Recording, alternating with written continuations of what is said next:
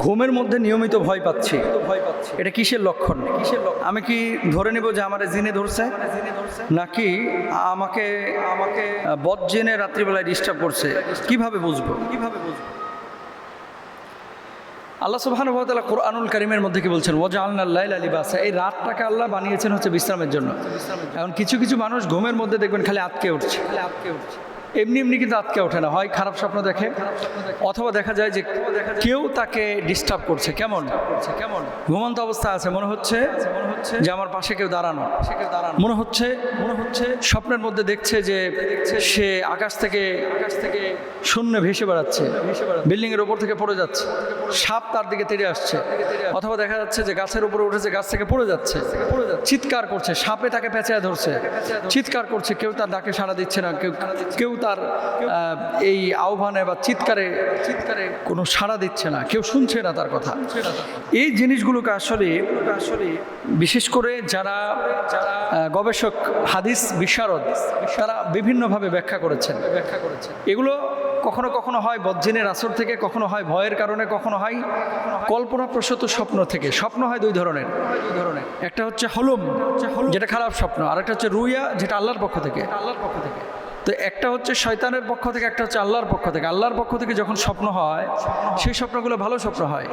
নবী আম্বিয়া আলাইহিস সালাতু ওয়াস সালাম দেখেছেন, ওলিয়া উলিয়ারা দেখেন, আপনারাও মাঝে মাঝে ভালো স্বপ্ন দেখেন। তো ভালো স্বপ্ন দেখলে কারোর কাছে শেয়ার করার দরকার নাই।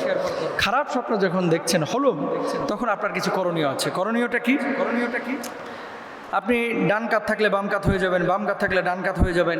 ঘুম থেকে উঠে 3 বার বাম দিকে থুতু নিক্ষেপ করবেন, আউযু বিল্লাহি মিনাশ শাইতানির রাজিম পড়বেন, লা হাওলা ওয়ালা কুওয়াতা ইল্লা বিল্লাহ পড়বেন, 4 কুল পড়বেন, আয়াতুল কুরসি পড়বেন, বুকে ফুৎকার দিবেন, হাতে ফুৎকার দিয়ে শরীরটা মুছে ফেলবেন।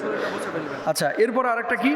আরেকটা দোয়া হচ্ছে আউযু বিকালিমাতিল্লাহি তাম্মাতি মিন গাযাবিহি ওয়া ইকাবিহি ওয়া শাররি ইবাদিহি মিন হামাযাতিশ শায়াতিন ওয়া আইয়াহদুরুন। এই দোয়াটা আপনারা পড়বেন ইনশাআল্লাহ। ঘুমানোর আগে একটা দোয়া আপনারা প্রত্যেকেই পড়ার চেষ্টা করবেন, আল্লাহুম্মা বিইসমিকা আমুতু ওয়া আহইয়া। 2 নম্বর বিষয়, সেটা হচ্ছে যখন আপনি ঘুমোচ্ছেন, যে বিছানার উপর আপনি ঘুমাচ্ছেন, এই বিছানাটা পবিত্র কিনা এটা দেখবেন। ছেলেরা সারাক্ষণ মুতছে, এই মুতা বিছানার উপরে জামাই বউ গিয়ে শুয়ে রয়েছে, এরকম কিন্তু অনেকে হয়। আবার দেখা যাচ্ছে এই বিছানার উপরে মেলামেশা করেছে, সেই বিছানার উপরে নাপাকি আছে, এই বিছানাটা চেঞ্জও করে না। অনেক ছেলেরা আছে, মেয়েরা আছে, জামাই বউ আছে, এই সমস্ত মানুষগুলো বেশি ইফেক্টেড হয়। এই জন্য এগুলো খেয়াল করতে হবে। আর অজু করে পবিত্র অবস্থায় যদি ঘুমান, আশা করি এই জিনিসগুলো হবে না। তো ঘুমের ভিতরে আপনি যদি ভয় নিয়মিত দেখেন, এটা যারা রুকিয়া করে তাদের সাথে একটু কথা বলে দেখেন। হ্যাঁ, যারা রুকিয়া করে যে কি কারণে এটা আমি দেখছি বা কি কারণে এটা হচ্ছে, তারা বলতে পারবে যে এটা কি জিনের কারণে, নাকি আপনি কল্পনাপ্রসূত কোনো স্বপ্নের কারণে, অথবা আপনি কোনো ট্রমার মধ্যে আছেন, এই সমস্ত কারণে কিনা। যদি সাইকোলজিক্যাল কোনো প্রবলেম হয়, তাহলে এই ডেভেলপমেন্টের জন্য আপনি কোনো মনোবিজ্ঞানীর সাথে কথা বলেন এবং ট্রিটমেন্ট নেন। সব কিছুকে আপনি জিনে ধরা বলে আপনি চালায় দেন না। আল্লাহ রহম করুক, বুঝদান করুক।